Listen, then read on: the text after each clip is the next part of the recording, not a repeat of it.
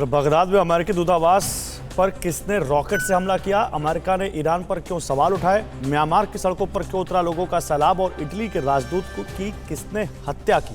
देखते हैं top 9 world battle ground. Iraq की राजधानी बगदाद में कल अमेरिकी दूतावास पर 3 रॉकेट दागे गए। 3 रॉकेट में से एक ग्रीन जोन में गिरा तो दूसरे आसपास के रिहायशी इलाकों में गिरे हैं।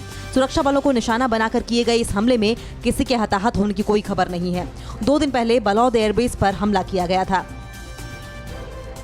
बगदाद में दूतावास पर रॉकेट से हमले के लिए अमेरिका ने ईरान को जिम्मेदार ठहराया है। हालांकि अमेरिका ने कहा कि वो अभी इसको लेकर जवाबी कार्रवाई नहीं करेगा। कुछ दिन पहले इराकी हथियारबंद गुट ने भी चेतावनी दी थी कि अमेरिका के कब्जे के खिलाफ आगे भी हमले जारी रहेंगे।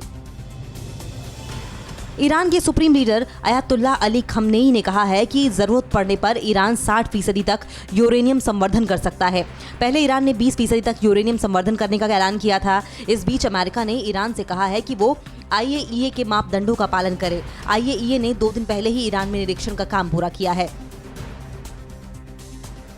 रूस ने विपक्षी पार्टी के नेता अलेक्सी नावल्नी को लेकर यूरोपीय यूनियन पर उसके आंतरिक मामले में दखल देने का आरोप लगाया है। यूरोपीय यूनियन के साथ अमेरिका ने भी रूस पर अलेक्सी नावल्नी की गिरफ्तारी और उनके समर्थन में हुए बड़े विरोध प्रदर्शन की आवाज को कुचलने का आरोप लगा चुके हैं। यूरोपीय यूनियन ने इसी को लेकर रूस पर कई प्रतिबंध भी लगाया है।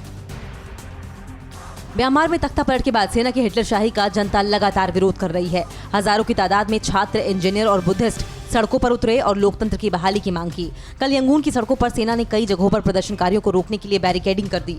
बीच सड़क पर एक महिला सेना को चुनौती देती नजर आई। म्यांमार में तख्तापलट के विरोध में कल सड़कों पर लोगों का सैलाब उतर आया। अमेरिकन सेंटर के पास मार्च कर रहे लोगों ने हाथों में लोकतंत्र बहाली के साथ आंग सान सू की रिहाई की मांग की। सड़कों पर बड़ी संख्या में सेना के जवान भी तैनात दिखे। सैटेलाइट इमेज से भी म्यांमार में हो रहे बड़े विरोध प्रदर्शन की तस्वीरें आई हैं, जिसमें यहाँ की सड़कों पर हजारों लोग दिख रहे हैं। कांगो में संयुक्त राष्ट्र के काफिले पर हमला कर इटली के राजदूत लुका अटेनेसियो की हत्या कर दी गई। मारे गए इटली के राजदूत वर्ल्ड फूड प्रोग्राम के काफिले में शामिल थे। इस हमले में इटली के राजदूत के साथ एक सैनिक की भी मौत हो गई। जहां हमला हुआ है वो इस्लामिक विद्रोहियों का इलाका है।